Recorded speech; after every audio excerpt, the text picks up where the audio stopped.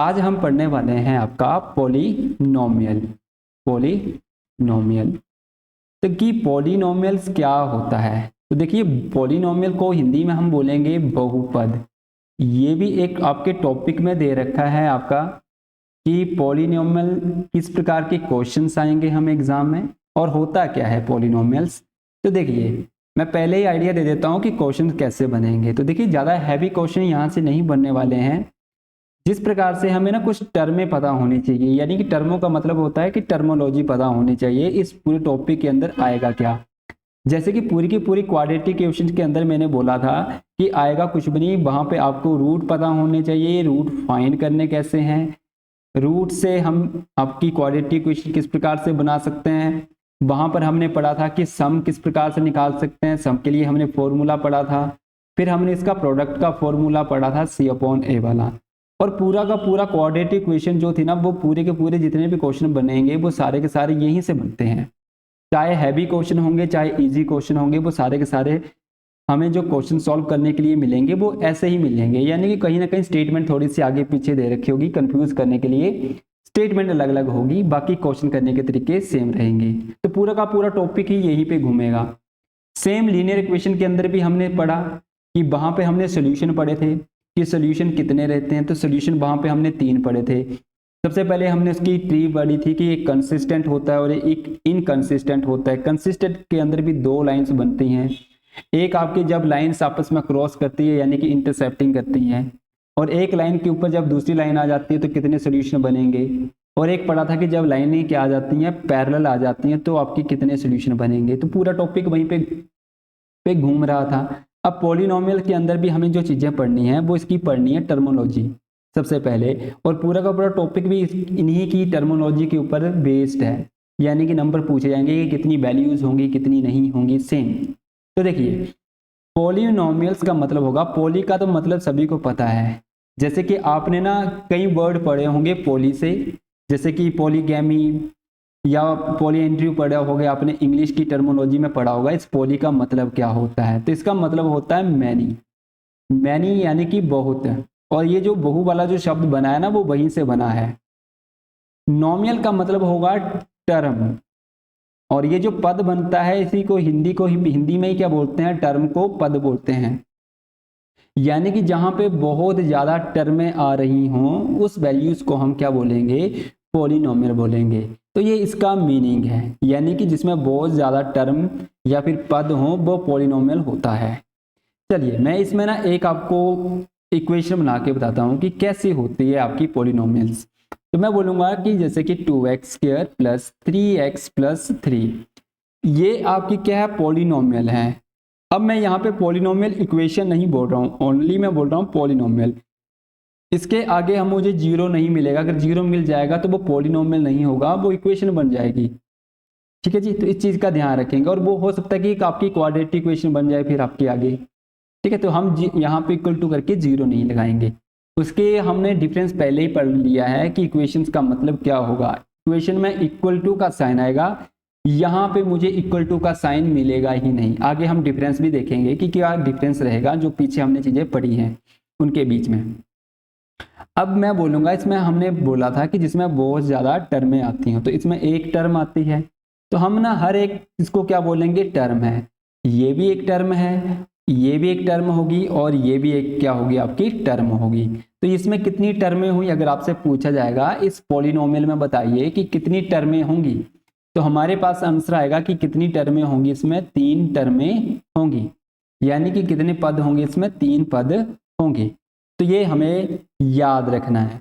अब ये जो टर्म होती है ना, एक ऐसी वैल्यूज होती है, ये ऐसी राशि बोल सकते हैं कि ऐसी वैल्यूज होती है जो चर तथा अचर कुछ भी हो सकता है। मैंने बोला कि ये जो टर्म होती है ना, ये आपकी चर तथा अचर दोनों ही हो सकती है। अब यहाँ पे बोलेंगे कि चर क्या होगा, तो चर होता है वेरिएबल। ये हमने ऑलरेडी पीछे पढ़ा कि ये क्या होता है, वेरिएबल। और ये क्या होता है आपका, कंसिस्टेंट। अचर का मतलब होता है कंसिस्टेंट, कर का मतलब होगा कांस्टेंट।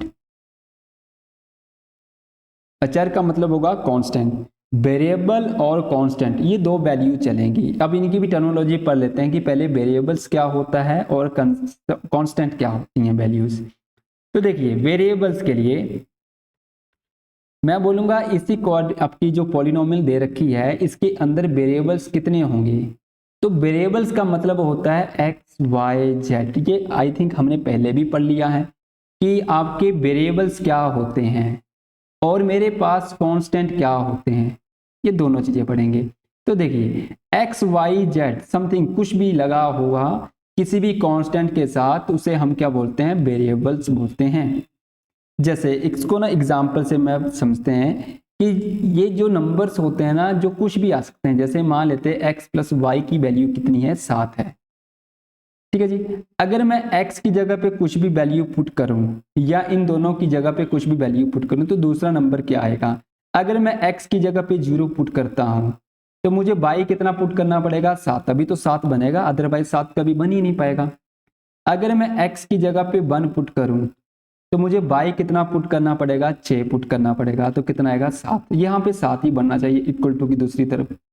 ये अगर मैं x की जगह पे 2 पुट करूं तो मुझे y की जगह पे क्या पुट करना पड़ेगा, 5, तो ये 7।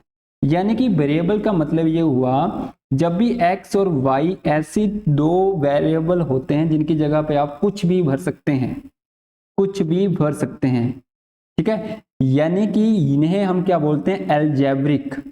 इन्हें हम क्या बोलते हैं, इन्हें एल्जेब्रिक बोलते हैं क्योंकि इनमें क्या होते हैं, x और y होते हैं। ठीक है, इसे हम क्या बोलेंगे, एल्जेब्रिक बोलते हैं। तो जब भी याद रखेंगे, आगे पढ़ेंगे भी, एल्जेब्रिक इक्वेशन भी पढ़ेंगे कि एल्जेब्रिक क्या होती हैं। तो एल्जेब्रिक जिसमें आपके वेरिएबल्स आते हों उन्हें एल्जेब्रिक बोलेंगे।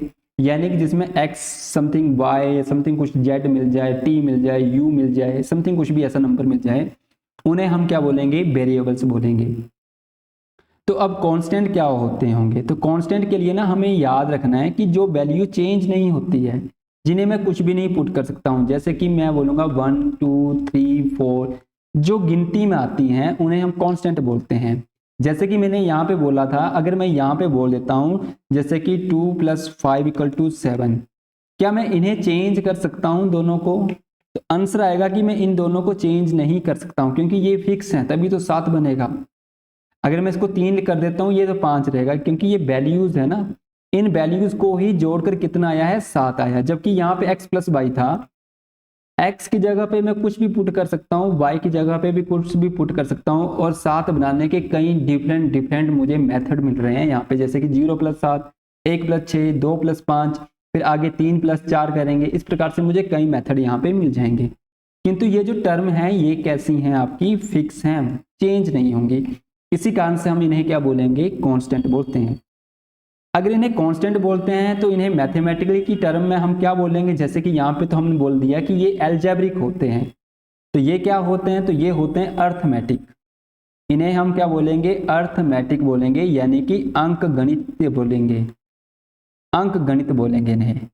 बस इतना सा हमें क्या करना है, आइडिया रखना है।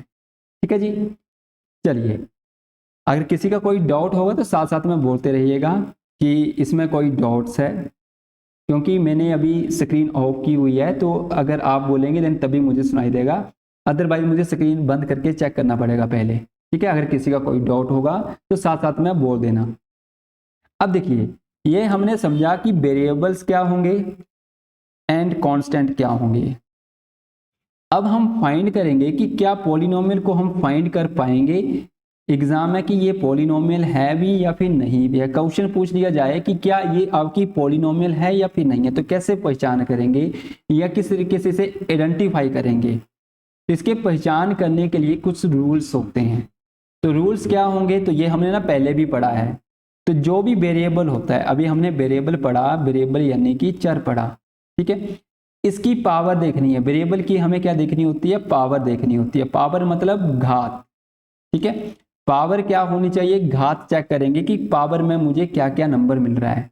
तो वेरिएबल की पावर में ना मुझे क्या क्या मिलना चाहिए, वो मुझे मिलना चाहिए 0 आ जाए, 1 आ जाए, 2 आ जाए, 3 आ जाए, 4 समथिंग कुछ भी नंबर आ जाए, यानी कि होल नंबर आ जाए, यानी कि होल नंबर आ जाए मेरे पास। तो उसे मैं क्या बोलूँगा कि ये इसकी क्या होगी, एक पॉलिनोमियल होगी। जैसे कि यहाँ पे एग्जाम्पल वही वाला उठा लेते हैं, जैसे कि 3x² कुछ भी ना, कितना लिया था हमने, 2x के लिया था, चल 2x² प्लस 3x प्लस 3, ये मैंने क्या ले ली, एक आपकी मान लेते कोई इक्वेशन ली हो या समथिंग, अभी आइडिया नहीं है कि क्या ये पॉलिनोमियल है या फिर नहीं है। तो मैंने बोला था कि जिसकी भी पावर, वेरिएबल की पावर, वेरिएबल अभी हमने पीछे पढ़ा x y z होते हैं, इनकी पावर में देखेंगे कि वैल्यूज क्या क्या आ रही हैं। तो देखिए जी, यहाँ पे x की पावर में मुझे 2 आ रहा है, यानी कि होल संख्या है। 2x² था, x की पावर में मुझे कितना मिल रहा है 2, यानी कि x वेरिएबल था। इसमें भी मैंने देखा वेरिएबल क्या था 3, आपका x क्या था, वेरिएबल था। इसकी पावर में कुछ भी नहीं है ऊपर, तो मतलब 1 होगा। तो यानी कि यहां से मुझे कितना मिला, 1 मिल गया, यानी कि यहाँ पे पावर कितनी आ रही है, 1 आ रही है। मैं आपसे पूछ सकता हूं कि यहाँ पे 3 में मुझे बताइए वेरिएबल की पावर कितनी होगी, तो मैं यहाँ पे बोलूंगा वेरिएबल की पावर होगी 0। बट हाउ, कैसे, मतलब, तो मतलब ये हुआ कि अगर मैं 3, क्योंकि हमने ना पावर का टॉपिक पढ़ा है, तो मैं थोड़ा सा अंडरस्टैंड करवाता हूँ कि क्यों 0 होगी यहाँ पे। तो हमने पढ़ा था कि 3x अगर मैं 0 लिख दूं, किसी की भी पावर अगर 0 होती है तो मतलब क्या होता है, उसका आंसर लगाते हैं हम आपका 1, उसका आंसर कितना लगता है, 1 लगता है। तो मतलब क्या हुआ, अगर इस x की पावर 0 है तो मैं 3 को अगर 1 से मल्टीप्लाई कर दूं तो 3 ही तो आएगा, और यहाँ पे 3 ही तो लिखा है। और पॉलिनोमियल में जब भी हम पढ़ेंगे ना, तो हमेशा याद रखेंगे कि 2 के बाद 1 है, 1 के बाद कितना आएगा, 0 आएगा। इस प्रकार से ही डिक्रीजिंग ऑर्डर में मिलेगी मुझे पॉलिनोमियल्स। अगर कहीं पे मान लेते कि 5x की पावर मुझे 5 मिलती है, फिर इसके बाद अगर कोई नंबर आया होगा ना, तो वो नंबर क्या आया होगा, जैसे 6x की पावर 4, यानी कि 5 के बाद 4 मिलेगी, फिर 3 मिलेगी, फिर 2 मिलेगी, फिर 1 मिलेगी, फिर 0 मिलेगी, यानी कि उसमें टर्में फाइंड करनी होगी। तो हम यहां से देख के फाइंड करेंगे। आगे आगे मैं बताऊंगा भी कि इस तरीके से टर्मों को फाइंड करते हैं, ठीक है। तो ये याद रखेंगे कि जो भी आपकी पॉलिनोमियल होती है वो एक ऑर्डर में चलती है, ऑर्डर में। और मुझे पावर में क्या क्या मिल सकता है, तो पावर में मुझे मिलेगी सिर्फ होल नंबर मिलेंगे। तो मुझे पावर में क्या नहीं मिलना चाहिए, तो पावर में ना मुझे एक पीछे भी हमने पढ़ा था कि पावर में मुझे कभी भी 1/2, 2/3, 0.5 ना तो मुझे पॉइंट में मिलना चाहिए, ना तो मुझे डिवाइड में मिलना चाहिए, ना ही मुझे वैल्यू रूट में मिलनी चाहिए। कुछ भी ऐसी वैल्यूज कभी भी आपकी पावर में नहीं होनी चाहिए। अगर पावर में होती है तो वो आपकी कभी भी पॉलिनोमियल्स इक्वेशन नहीं बनेगी। अब मुझे क्वेश्चन आपने बताने हैं कि क्या ये आपकी पॉलिनोमियल है या फिर नहीं है। यस एंड नो में बताना है कि ये आपकी पॉलिनोमियल है या फिर नहीं। 3x की पावर 1/2 प्लस 2x प्लस 3, क्या ये एक पॉलिनोमियल है या फिर नहीं है या नहीं है? है ना, बिल्कुल। देखिए, अगर मैं बोलूंगा पावर कितनी है 1/2, तो देखिए मैंने बोला था अभी कि जिसकी भी पावर 1/2 आ जाए, 2/3 आ जाए, 0.5 आ जाए, किसकी, वेरिएबल की, तो ये वेरिएबल की पावर में तो मुझे नहीं मिलना चाहिए। तो मैं यहां से आइडेंटिफाई करूंगा कि ये आपका पॉलिनोमियल नहीं है, इसको मैं पॉलिनोमियल नहीं बोलूंगा। चलिए एक और जरा चेक कर लेते हैं कि क्या ये आपकी पॉलिनोमियल होगी 5x माइनस के आपके रूट में 13। अब इसमें मुझे बताना है कि क्या ये आपकी वैल्यूज होगी। मान लेते हैं यहाँ पे मैं इस तरीके से लिखता हूँ उसको, क्या ये पॉलिनोमियल होगी या फिर नहीं होगी।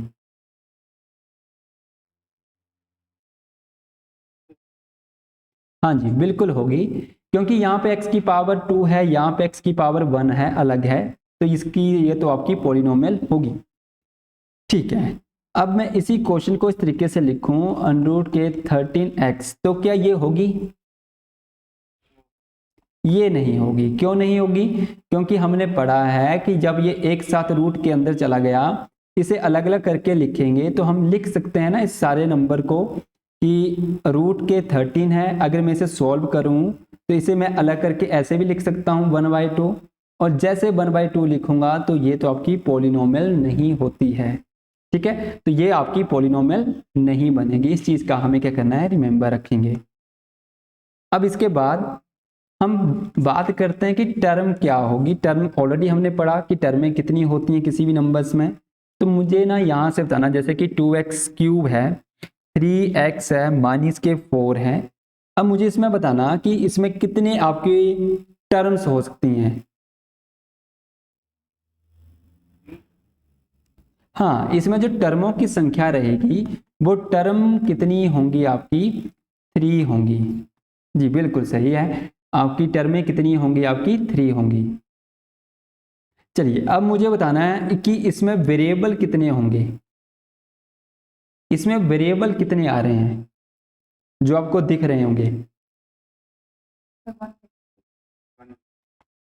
वेरिएबल वेरिएबल वेरिएबल तो इसमें अगर वेरिएबल 1 आ रहा है तो इसमें कांस्टेंट कितने आएंगे, इसमें वेरिएबल 2 आ रहे हैं। देखो वेरिएबल 1 और 2, यानी कि वेरिएबल तो आपके एक्स वाई जेड होते हैं, कितनी बार आ रहे हैं। तो देखो एक यहाँ पर आया, एक यहाँ पर आ रहा है, तो इसमें वेरिएबल्स की वैल्यूज कितनी आ रही हैं, यानी कि वेरिएबल टर्में कितनी आ रही हैं, तो 2 आ रही हैं। मैं बोलूँगा कि कांस्टेंट आपकी जो टर्में हैं वो कितनी आ रही होंगी इसमें, तो 1 आ रही होंगी। तो ये थोड़ा सा ना जस्ट हमें आइडिया होना चाहिए कि ऐसी वैल्यूज भी हो सकती हैं टर्मों को फाइंड करने के लिए। अगर मैं इसी वैल्यू के साथ, जैसे कि अगर मैं बोलूँगा कि 2x मल्टीपल 3 एंड आपका plus 2x cube plus 3x minus 4, यही टर्म लिख दूँ और मैं आपसे पूछूं कि अब इसमें टर्मों की संख्या कितनी होगी। एनी गेस, कोई भी गेस लगाए।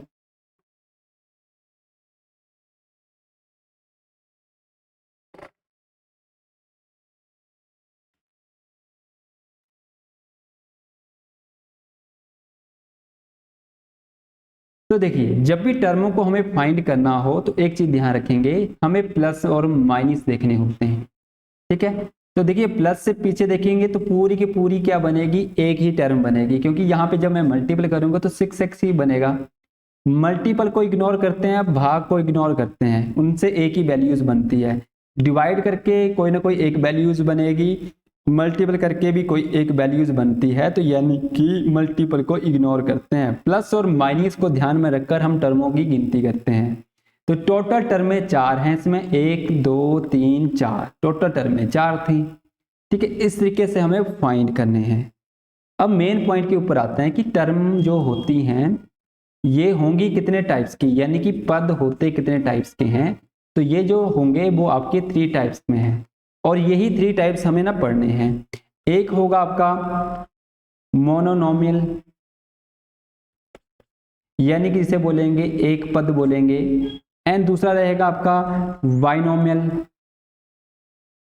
एंड थर्ड रहेगा ट्राइनोमियल।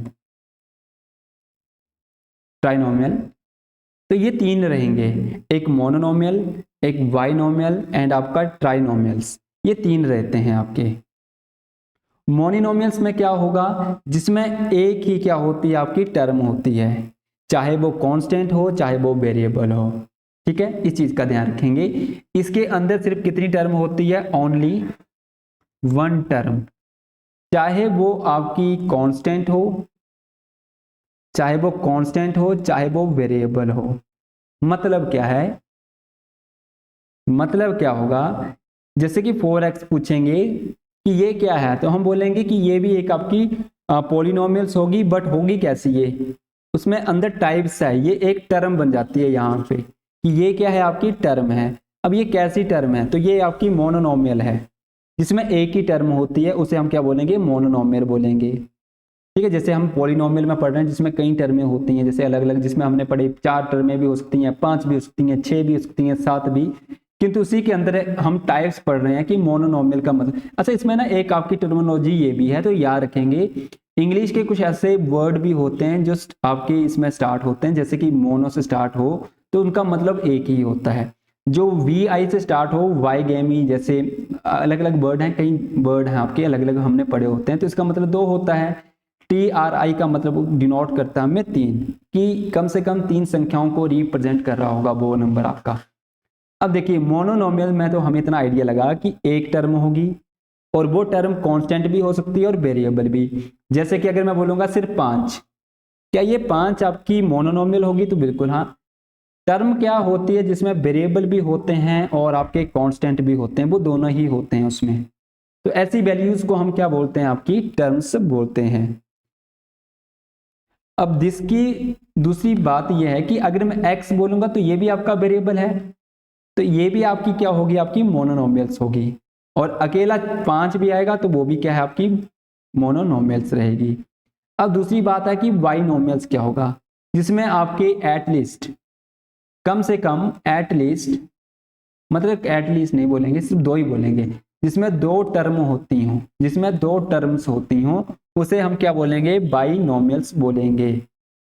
अब दूसरी बात कि होते किस प्रकार से हैं, तो जैसे 4x+5 बोलेंगे, ये भी आपकी क्या बनेगी, बाइनोमियल्स बनेगी। जैसे इसमें एक टर्म ये है, एक टर्म है, तो 2 टर्म है कम से कम एटलीस्ट, जिसमें आपका पॉलिनोमियल, सॉरी, आपका वेरिएबल भी और आपका कांस्टेंट दोनों भी आ सकते हैं और नहीं भी आ सकते हैं। जैसे कि अगर मैं बोलूंगा 4x+3x, तो ये भी आपकी क्या है, आपकी बाइनोमियल ही है। ट्रीनोमियल में, हम ट्राइनोमियल में क्या बोलेंगे कि जिसमें आपकी कम से कम एटलीस्ट कितनी टर्में होती हों, 3 टर्में होती हों, उसे बोलेंगे। जैसे कि मान लेते कि मैं यहाँ पे बोलूँ 3x² बोल लूँ, फिर आपका 2x बोलूँ, 3 बोलूँ, तो यानी कि यहाँ पे टर्में कितनी है, 3 है, 1 टर्म, 2 टर्म, 3 टर्म, तो 3 टर्में हो गई, तो हम यहाँ पे बोलेंगे कि ट्राइनोमियल्स हैं। इस प्रकार से 4 होंगे तो हम बोलेंगे पॉलिनोमियल, फिर हम 4, 5, 6 जितनी भी आगे आ जाएंगी उन सभी को हम क्या बोल देंगे, पॉलिनोमियल्स बोल देंगे। तो हम पॉलिनोमियल की बात जब करते हैं तो टर्म के ऊपर बात करते हैं, ठीक है जी। और इस पूरे के पूरे टॉपिक के अंदर ना हमें पढ़नी क्या क्या चीजें हैं, तो हमें पढ़ने हैं वेरिएबल्स, जो कि अभी हमने पढ़ा, आइडिया लिया कि होते क्या हैं, कांस्टेंट, कांस्टेंट के बारे में पढ़ेंगे। कांस्टेंट मतलब आपकी कोई भी अचर वैल्यू, और इसे चर बोलेंगे। फिर हमें पढ़नी थी टर्में क्या होती हैं जिसके अंदर अलग अलग रहेंगे, मोनोनोमियल, बाइनोमियल एंड ट्राइनोमियल्स। इसके बाद हमें पढ़ने हैं इनके एक्सप्रेशंस, की एक्सप्रेशंस क्या होते हैं। एक्सप्रेशन को हिंदी में बोलेंगे व्यंजक, एंड एक्सप्रेशन इसको बोलेंगे पद, ठीक है जी। एक्सप्रेशन को पढ़ने के बाद हमें पढ़ने होते हैं समीकरण, कि एक्चुअल में समीकरण अलग अलग होते क्या थे। समीकरण मतलब इक्वेशंस, कि जैसे कि क्वाड्रेटिक इक्वेशन क्या थी आपकी, वन लीनियर इक्वेशन क्या है, क्यूबिक इक्वेशन क्या है, पॉलिनोमियल इक्वेशंस क्या बनेंगी आपकी, फिर तो वो सारी चीजें हमें। और यहाँ पे हमें पढ़नी होती हैं डिग्रीज। डिग्रीज मतलब पावर, पावर यानी कि घात, कि घात कितनी आ रही है, पावर्स कितनी आ रही है, आइडेंटिफाई कैसे करेंगे। फिर एक और चीज हमें मिलेगी यहाँ पे कि कोफिशिएंट क्या होती हैं।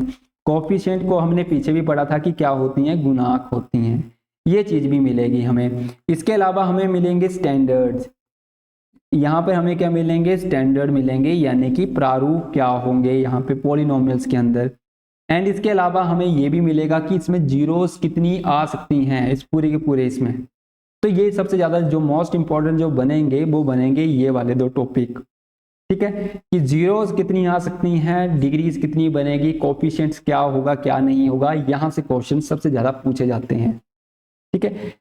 अब बात करते हैं आगे कि आपका एक पॉलिनोमियल, हमने पढ़ा अभी कि पॉलिनोमियल्स क्या रहेगा, इसका आपको थोड़ा सा आइडिया हो चुका है। तो मैं इसी को ना साथ में कंपेयर करते हुए ना आपको एक्सप्रेशन के लिए बताऊंगा कि एक्सप्रेशंस क्या होता है। और एक्सप्रेशन को अगर आप समझ जाते हैं तो आप इक्वेशन को भी समझाएंगे कि इक्वेशन के बीच का डिफरेंस क्या है, कि हम आइडेंटिफाई कर पाए कि कब हम इसे पॉलिनोमियल बोलेंगे, कब हम इसे एक्सप्रेशंस बोलते हैं, और कब हम इसे इक्वेशन बोलेंगे। तो ये चीजें हमें ना आइडिया होना चाहिए कि क्या होंगी। तो हमने ना पॉलिनोमियल्स के अंदर पढ़ा, पॉलिनोमियल्स के अंदर कि पॉलिनोमियल्स क्या होंगे।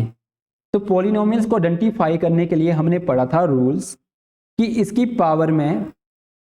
पावर में यानी कि वेरिएबल्स की पावर में, कि पावर में हमेशा ही मुझे क्या मिलना चाहिए, होल नंबर मिलना चाहिए। होल नंबर्स मतलब 0, 1, 2, 3, 4, 5, क्या नहीं होना चाहिए पावर में। तो पावर में कभी भी 1/2, 3/4, 0 पॉइंट समथिंग कुछ भी नंबर आ जाए, 4 आ जाए, 6 आ जाए, या रूट में आ जाए, ये नहीं होना चाहिए, ठीक है, ये नहीं होना चाहिए पावर में। एग्जाम्पल बोल रहे हैं, इसमें एग्जाम्पल हम लिख सकते हैं, जैसे कि मान लेते हैं 4x - 3x और प्लस के 2 मान लेते हैं। तो ये आपकी पॉलिनोमियल्स बोलेंगे। क्यों बोलेंगे? क्योंकि यहाँ पे पावर 2 है, यहाँ पे पावर 1 है और यहाँ पे x की पावर कितनी होगी? 0 होगी। अब इस पूरी की पूरी वैल्यूज के अंदर मुझे ना आपके वेरिएबल भी आए हैं और कांस्टेंट भी आए हैं, दोनों चीजें आ चुकी हैं इसमें। तो इस वैल्यूज को हम क्या बोलेंगे? पॉलिनोमियल। ये अभी हमने पढ़ा कि जिसकी पावर में होल नंबर आए 0 1 2 3 4, उससे हम डिसाइड करते हैं कि ये पॉलिनोमियल है। और पावर को अगर हमें मिल जाएगी 1/2 3/4 0 पॉइंट समथिंग, कुछ ऐसी वैल्यूज मिल जाती हैं, तो हम बोलेंगे कि ये आपका तो कभी भी पॉलिनोमियल्स नहीं होगी। अब बात करते हैं सेम पैटर्न में कि एक्सप्रेशंस क्या होगा। इसमें ध्यान रखेंगे कि पावर में ना कुछ भी हो सकता है, कि पावर में कुछ भी हो सकता है, कुछ भी मतलब कुछ भी आ जाए, पावर में कुछ भी हो सकता है। तो ये बस इतना सा याद रखेंगे इसमें।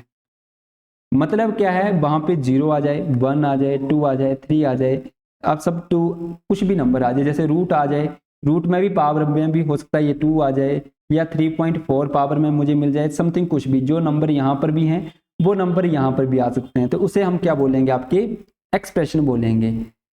एग्जाम्पल ले लेते हैं, जैसे कि 3x की पावर में बोलूँ 1/2 माइनस रूट के 5x और प्लस के 3 में अगर बोलूँ, तो क्या ये आपकी एक्सप्रेशंस होगा? क्या ये पॉलिनोमियल? सबसे पहले तो यही आइडेंटिफाई करेंगे कि क्या ये आपका पॉलिनोमियल है। तो पॉलिनोमियल तो नहीं है। क्यों पर कैसे नहीं है? क्योंकि हमने बोला कि 1/2 है, तो ये पॉलिनोमियल नहीं है। तो ये क्या होगा? तो ये होगा आपका एक्सप्रेशंस। तो ये क्या होगा? आपका एक्सप्रेशन होगा। एक्सप्रेशन मतलब व्यंजक, एक्सप्रेशन यानी कि व्यंजक, ठीक है, व्यंजक, इसे हिंदी में बोलेंगे व्यंजक।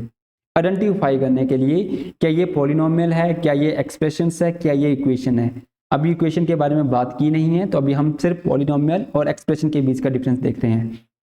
एक्सप्रेशन के अंदर पावर में कुछ भी हो सकता है। इसके अलावा ना मैं यही वाली स्टेटमेंट यहाँ पे लिख दूं अगर, जैसे कि 4x² माइनस के 3x + 2, क्या ये एक्सप्रेशन होगा? तो देखिए, मैंने बोला था पावर में कुछ भी हो सकता है। तो पहली बात तो ये कि आपका पॉलिनोमियल भी है और साथ में आपका एक्सप्रेशन भी है, ठीक है। तो मतलब क्या है कि ये दोनों ही जो नंबर है ना, वो दोनों ही क्या है? आपके एक्सप्रेशंस है। मतलब क्या है कि हर एक पॉलिनोमियल्स क्या होता है? क्या एक्सप्रेशंस होता है। जितने भी पॉलिनोमियल्स होते हैं वो सारे के सारे क्या होते हैं? एक्सप्रेशन होते हैं। बट हर एक्सप्रेशन आपका पॉलिनोमियल्स नहीं होता है, ठीक है। वो कैसे पता चला? वो यहां से पता चला कि ये है तो आपका पॉलिनोमियल, बट ये साथ में एक्सप्रेशन भी है। इस स्टेटमेंट को देखा तो मुझे यहां से पता चला ये पॉलिनोमियल तो नहीं है, बट एक्सप्रेशन तो जरूर है। तो यहां से मुझे आइडेंटिफाई ये हुआ कि जितने भी पॉलिनोमियल्स होते हैं वो सारे के सारे किस में आ जाते हैं? एक्सप्रेशन में, क्योंकि इनकी जो पावर होती है वो यहाँ पर भी मिलेगी सारी की सारी। जो नहीं होते हैं वो भी यहाँ पे इंक्लूडेड रहते हैं, तो वो एक्सप्रेशंस होते हैं। इक्वेशंस की बात करते हैं कि इक्वेशंस क्या होती हैं। तो इक्वेशंस मतलब जिनके इक्वल टू में क्या आ जाए? 0। इक्वेशन इक्वल यानी कि जिनके बाहर क्या आ जाए? इक्वल टू का साइन लग जाए। अगर इस स्टेटमेंट के बाद 0 इक्वल टू करके कुछ नंबर लगा दूं, 2 लगा दूं, 3 लगा दूं, 4 लगा दूं, तो वो क्या बन जाएगी? इक्वेशन बन जाएगी आपकी। अब जैसे 2x² मान लेते हैं, इसके अलावा मैं बोलूं 3x एंड आपका +2 = 0। अगर मैं =0 हटा दूं तो ये पॉलिनोमियल है। अगर मैं इक्वल टू साइन लगा दूं तो ये क्या बन गई? इक्वेशन बन गई। अब यहाँ पे प्लस लगा दो, ठीक है। तो 2x² + 13x + 2 ये आपकी क्या है? आपकी इक्वेशन है, ठीक है। तो इस तरीके से हम क्या बनाएंगे? इनकी एक आपकी इक्वेशन बन जाती है जिसके आगे क्या लगा हो? इक्वल टू का साइन लगा हो। अगर इक्वल टू का साइन नहीं लगा है, अगर इक्वल टू का साइन नहीं लगा है, इसके आगे 2 भी आ सकता है, 3 भी आ सकता है, 4 भी आ सकता है, समथिंग कुछ भी नंबर आ जाए। अगर इक्वल टू का साइन नहीं लगा होगा तो वो बन जाएंगे मेरे पास या तो पॉलिनोमियल या फिर बन जाएंगे वो एक्सप्रेशंस। या तो वो पॉलिनोमियल होंगे या तो वो एक्सप्रेशन होंगे, ठीक है। तो ये चीजें हमें थोड़ा सा रिमेंबर रखेंगे। तो ये इनके बीच का डिफरेंस है कि कब हम पॉलिनोमियल बोलेंगे, कब हम एक्सप्रेशंस बोलेंगे और कब हम इन्हें इक्वेशन बोलेंगे। तो ये थोड़ा सा हमें याद रखना है। सभी को क्लियर है यहां तक? इक्वेशन में आ सकती है पावर 1/2। हाँ बिल्कुल। जब हम इक्वेशन पढ़ेंगे अब जैसे मैंने बोला ना कि अगर इसके आगे जीरो नहीं लगा होगा तो वो पॉलिनोमियल बनेगा या तो एक्सप्रेशन। हम कई इक्वेशन को सॉल्व करते हैं एज अ, इसके अंदर आपके वैल्यूज को जब हम अलजेब्रिक एक्सप्रेशन करते हैं तो उनके आगे जीरो, उनके आगे 4 समथिंग कुछ ऐसे नंबर भी लगे होते हैं कि जहाँ से मुझे ना एक्स की वैल्यूज निकालनी होती है कि एक्स की वैल्यूज क्या हो सकती हैं इस केस में। तो उस केस में ना वो इक्वेशंस होती है, उस केस में हम वहां पे एक्सप्रेशन नहीं बोलते हैं कभी भी, या तो वो क्वाड्रेटिक के अकॉर्डिंग चल रही होती है या तो वो क्यूबिक के अकॉर्डिंग चल रही होती है, यानी कि अलग अलग केसेस में वो वहां पे हमें देखने को मिलती है। तो यानी कि कुछ भी नहीं है यहाँ पे, जब इक्वल टू का साइन लगा होगा तो हम बाद में क्या जोड़ेंगे, इक्वेशन जरूर जोड़ेंगे। जैसे कि हमने बोला था कि क्वाड्रेटिक, अगर हम सिर्फ क्वाड्रेटिक बोलेंगे तो उसका मतलब अलग है, किंतु जब हम इक्वेशन बोलेंगे तो इक्वेशन का मतलब जब आगे इक्वल टू लग जाएगा तब हम इक्वेशन बोलेंगे किसी भी नंबर को। और यहाँ पे इक्वेशन का मतलब यही वाला है कि अगर इक्वल टू का साइन लगा दिया तो मतलब क्या बन गई, वो आपकी इक्वेशन बन गई अब कि, यानी कि आपकी जो आपकी लेफ्ट हैंड साइड है equal to right hand side है वो क्या हो जाएगी, बराबर होनी चाहिए। इक्वल टू का तो मतलब यही है, क्योंकि यहाँ पे इक्वल टू करके जीरो लिखा है तो एक्स की जगह पे आप कोई वैल्यू पुट करोगे तो वो सारा नंबर क्या बनना चाहिए, जीरो बनना चाहिए। अगर इक्वल टू में जीरो दे रखा है, अगर इक्वल टू में 4 दे रखा है तो पीछे वाला नंबर भी क्या आना चाहिए, उतना नंबर बनना चाहिए। जैसे कि हमने पढ़ा था ना x plus Y equal to 5, तो मुझे किसी भी तरीके से 5 बनाना था, या मैं इसे एक सिंपल सी वैल्यू में ले लूं कि मान लेते 3x प्लस 4 इक्वल टू 0, तो मुझे यहाँ पे 0 बनाना, तो कैसे बनाऊंगा, तो मुझे इस x की जगह पे ना कोई वैल्यूज पुट करनी पड़ेगी कि क्या वैल्यू पुट करूं कि ये पूरा का पूरा नंबर क्या हो जाए, 0 हो जाए। तो हम यहाँ से निकालते थे वैल्यूज की, x की वो वैल्यूज क्या होगी जहाँ पे मैं यहाँ पे पुट करूं, तो यानी कि 3x माइनस के 4y3, यानी कि x की जगह पे मैं माइनस 4/3 पुट करूंगा तो ये वैल्यू 0 हो जाएगी पूरी की पूरी स्टेटमेंट, यानी कि left hand side and right hand side क्या हो जाएंगी, बराबर हो जाएंगी। तो वो मतलब है यहाँ पर भी इक्वेशन का। क्लियर है, कोई और डाउट हो इसमें?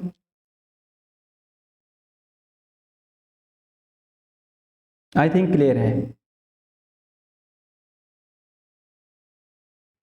चलिए ठीक है, तो इसके बाद हमने पढ़ना था, तो ये हो गया आपका एक्सप्रेशंस, इक्वेशन हो गया। डिग्रीज देख लेते हैं कि डिग्रीज क्या होती हैं।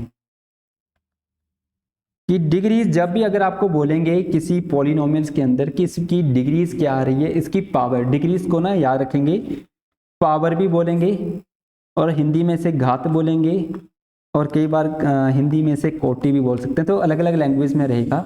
आपको दोनों बहुत लैंग्वेज में होंगे, क्वेश्चन तो बहुत लैंग्वेज में होगा, तो वहां से आप आइडेंटिफाई कर सकते हैं कि डिग्रीज बोला है तो वहां पर हिंदी में घात मिल जाएगा या कोटि मिल जाएगा, समथिंग ऐसा कुछ नंबर मिल जाएगा। तो अगर मान लेते हैं कि अगर मैं यहाँ पे लिख दूं कि 3x की power cube plus 4x square, मान लेते हैं कि 3x प्लस आपका 4, ये मैंने एक कोई आपकी पॉलिनोमियल लिख दी। पॉलिनोमियल फाइंड कर लिए 3 2 1 और आपका 0, यानी कि यहाँ पे कितना आया होगा, आपका 1 आया होगा, तभी तो मैंने इसे क्या बोला होगा, यहाँ पे आपकी पॉलिनोमियल इक्वेशंस बोला होगा इसे। ठीक है, यहाँ पे 1 है और यहाँ पे 0 होगा, x की वैल्यू 0 आई होगी, बट इसकी तो बात हमने पहले कर ली है, तो हम यहाँ पे बार बार इसे बोलेंगे नहीं कि x की पावर 0 होगी तो 1 होगा। तो यानी कि 3 2 1 0, एक ऑर्डर में मुझे मिल गई नंबर सारी की सारी।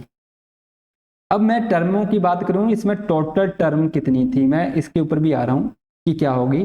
टोटल टर्मों की बात करूंगा 1 2 3 4, इसमें 4 टर्में थी। ठीक है जी, बाकी वेरिएबल्स कितने थे कितने नहीं है, कितने कांस्टेंट है वो अलग बात है, वो हम अब फाइंड नहीं करेंगे।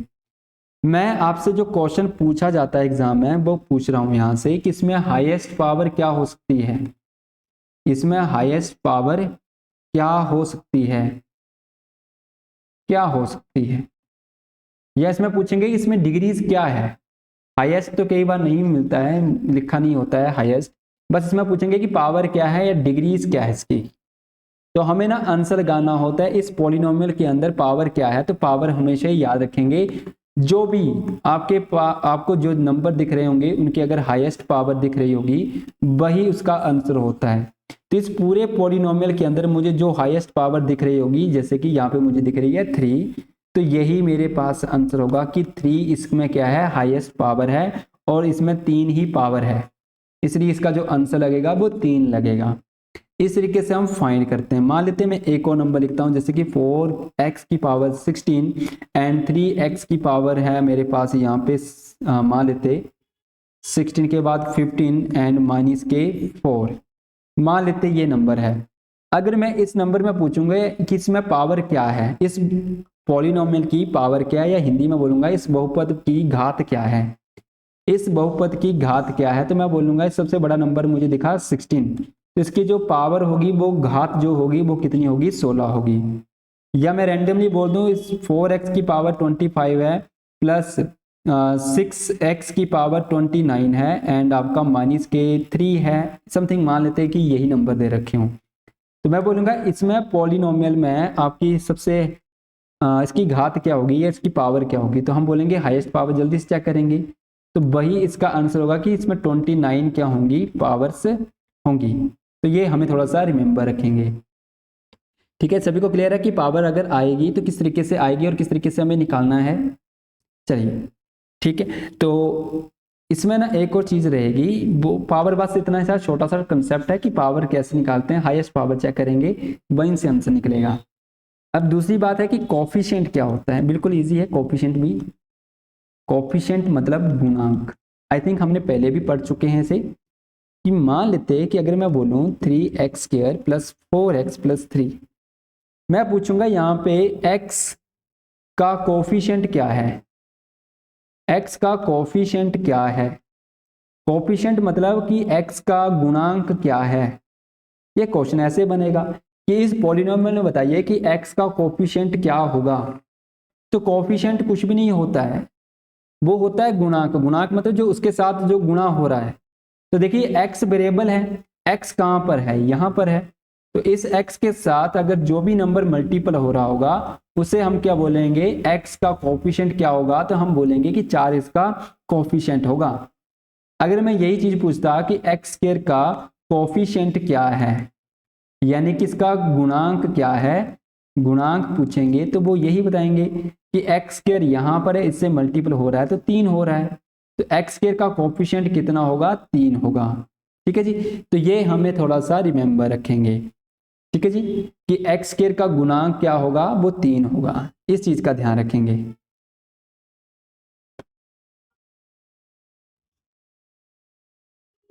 ये क्लियर है सभी को कि कोफिशिएंट क्या होता है, बिल्कुल इजी है, इसमें बताने लायक कुछ और है नहीं। ये आइडिया लगा सभी को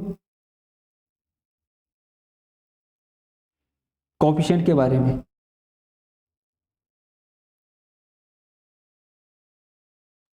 चलिए ठीक है, अगर क्लियर हुआ है तो आगे है स्टैंडर्ड,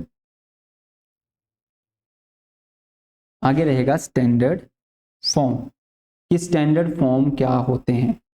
तो देखिए स्टैंडर्ड फॉर्म क्या होते हैं, स्टैंडर्ड फॉर्म को हम 3 टाइप्स में पढ़ते हैं। स्टैंडर्ड फॉर्म यानी कि आपके प्रारूप, जिसके अंदर आपके लीनियर फॉर्म, क्वाड्रेटिक, क्वाड्रेटिक आपके आ जाते हैं एंड आपके जिसमें क्यूबिक, क्यूबिक पढ़ेंगे या फिर ट्राई पढ़ेंगे।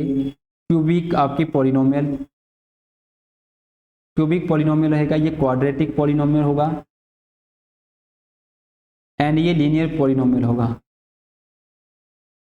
यानी कि एकल बहुपद या फिर रैखिक भी बोलेंगे, एकल बोलना हो तो एकल बोल लेंगे हिंदी में, या रैखिक बहुपद बोलेंगे, और इसे बोलेंगे द्विघात बहुपद बोलेंगे, और इसे क्या बोलेंगे, त्रिघात बहुपद बोलेंगे। तो ये इन्हें हिंदी में बोलेंगे।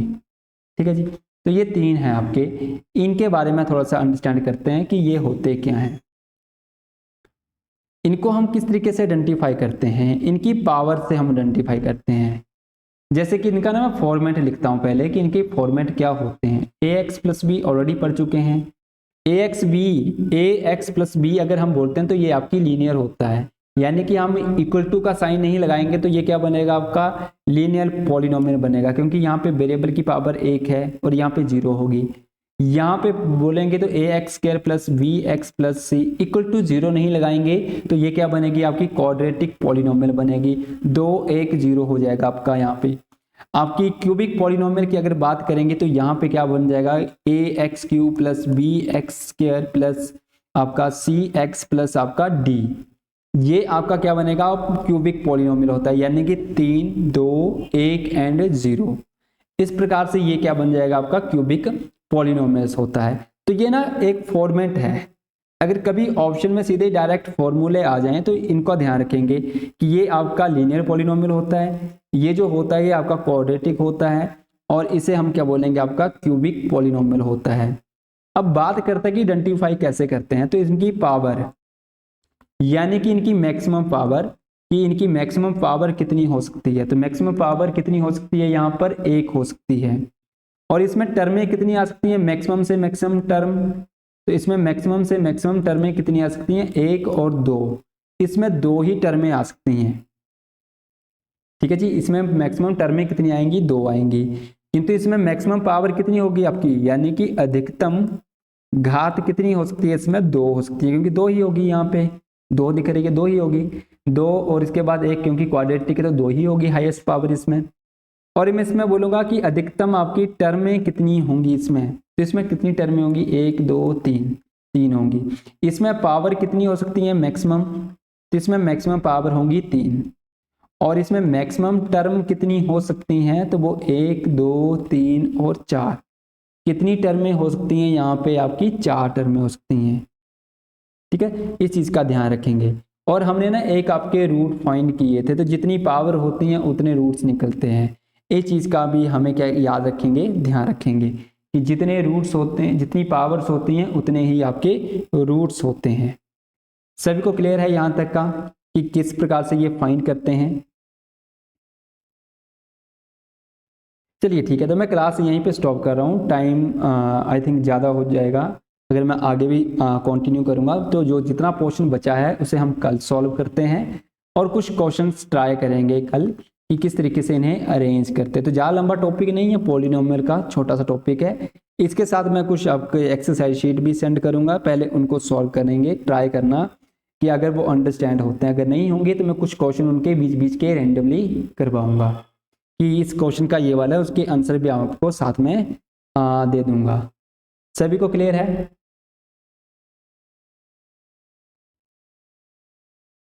सभी को क्लियर है चीज़ें, यस एंड नो में?